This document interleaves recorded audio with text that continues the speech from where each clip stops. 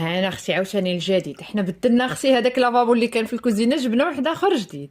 المهم هو هذا، ها انت يا اختي خديته ب 600 درهم بلا الروبيني. هذا الروبيني بوحديته خديته ب 250 درهم.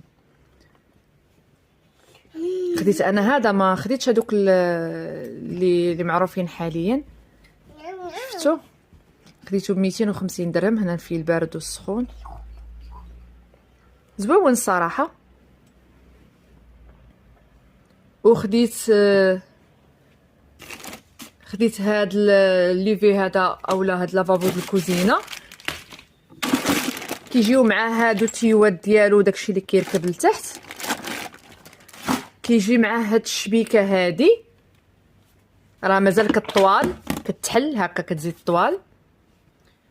ومن طبيعه الحال هادو كيجيو مع الروبيني. صافي هو هذا تبارك الله غارق هكا، تقدروا تغسلوا فيه الطناجر داكشي الكوكوطات هكا. هذا هو بالزوين.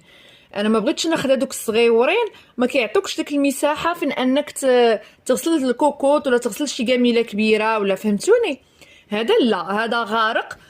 فيه 50، كاين ديال 50 وكاين ديال 45 وكاين ديال 40.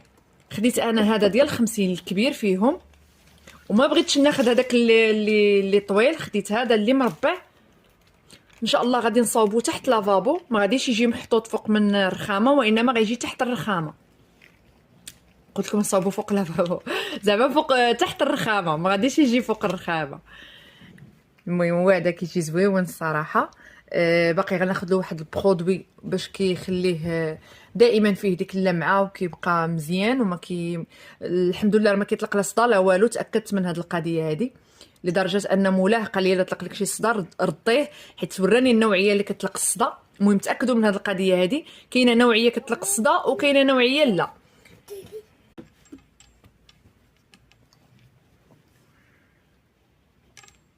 المهم زوين عجبني انايا.